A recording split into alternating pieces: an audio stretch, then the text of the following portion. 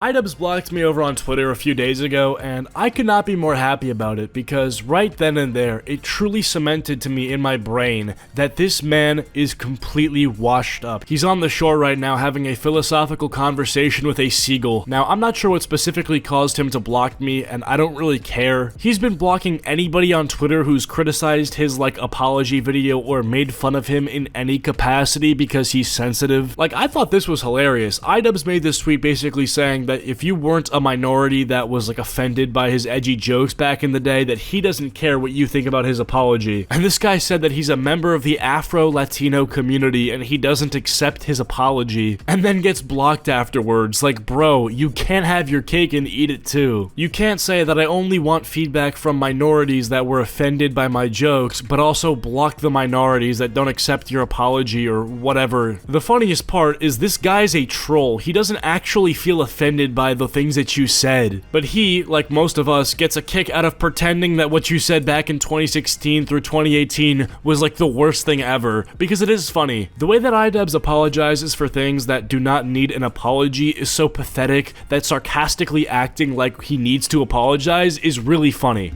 He's like, I'm really sorry to anybody I offended. We're like, nope, can't forgive you. You're not ever gonna be forgiven. May as well delete your channel and log off the internet forever. Before I got blocked, I tweeted, iDubbbz needs to say that Leafy has a chin and then the world heals. iDubbbz is going to commit suicide. I responded to a comment that said, it's kind of obvious iDubbbz grew up and moved on while his fans are still mentally 14 years old by saying he was 27 years old. And then I responded to a comment on Moist Critical's video that says, hearing Charlie continue to dismiss repeatedly saying racial slurs as edgy internet humor is exactly the problem. It's not cringe, it's not edgy, it's racist, offensive, and hurtful. And then I said, in quotes, it's not edgy, proceeds to explain that it's edgy. So I guess those 4 tweets kind of involve iDubbbz, but bro, I don't know. But yeah, he tweets, I welcome opinions about my apology from the people and communities whom the apologies were directed at. That is where my care starts and ends. And obviously that's not true because, of course, he's blocking people that are saying, I'm a minority, I was affected, I don't accept your apology. Even if it's sarcastic, right? He's still not allowing those opinions. But he's also not allowing the opinions of the people that he apologized for making content cops on because he blocked Leafy is here. So it's like, you're not sorry. And the thing is, no one is saying that you even have to be sorry in the first place, but don't pretend that you're sorry when you're not, because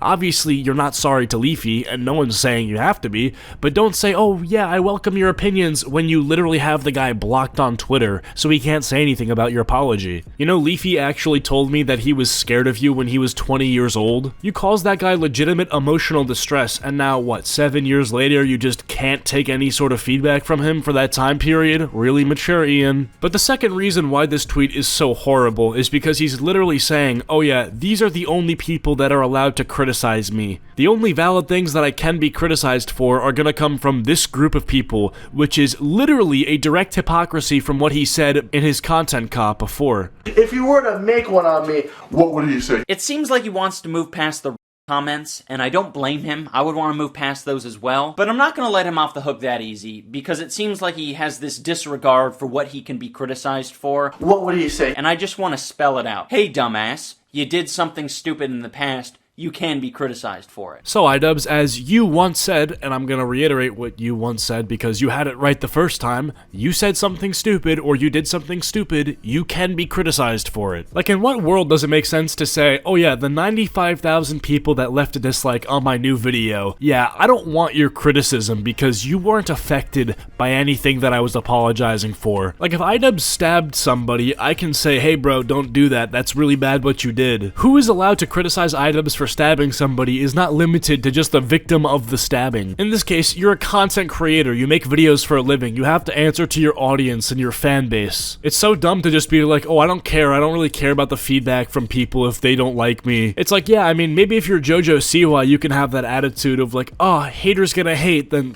fine, but you're the content cop, right? Like, all of these people that are criticizing you for retroactively canceling yourself and disavowing your old content, just saying to these thousands of people that used to be fans of you that, oh, I don't care what you have to say, I just don't care. It's like, dude, that's just so lame. And this is all after him going on that Anthony Padilla podcast and somewhat disavowing his old fan base there. I did not like the interactions that I had with fans. There were quite a few human beings that I interacted with. In person? Yeah, in person, that just sucked. They just sucked because I attracted a lot of people who sucked. Some people were, as I described earlier, were very much like antisocial, weird, basement dwellers. Idubbbz has clearly forgotten where he came from, as in that he doesn't have any respect for his fans, at least the old ones, the ones that gave him everything that he has today. And that just sucks because he was a great YouTuber. I think anybody who was around for that time can attest to it. When Idubbbz had the throne in the YouTube drama sphere, dude, things were interesting. There was actually somewhat fun drama to follow. Whenever a content cop would be uploaded, that would be like a big event in YouTube, almost as significant as something like YouTube Rewind or something to that extent. And millions of people enjoyed this content, tens of millions, honestly, for some of the videos. And now what, those tens of millions of people, they don't matter anymore, their opinions are nothing to you? I don't think that it's worth it to try to,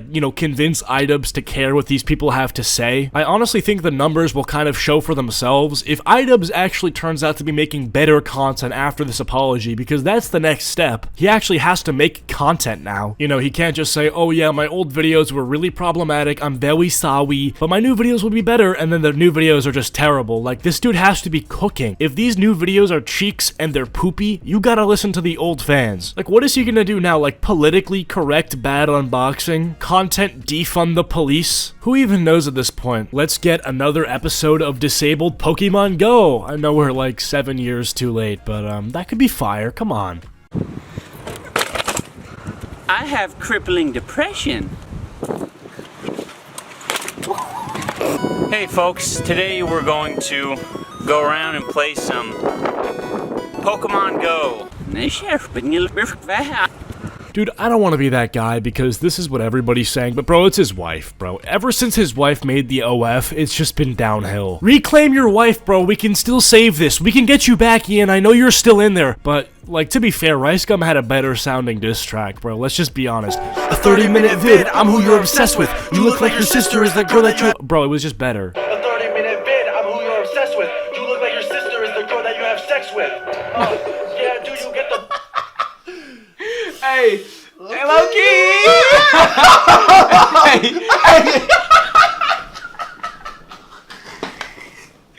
Hey, it says Dubs.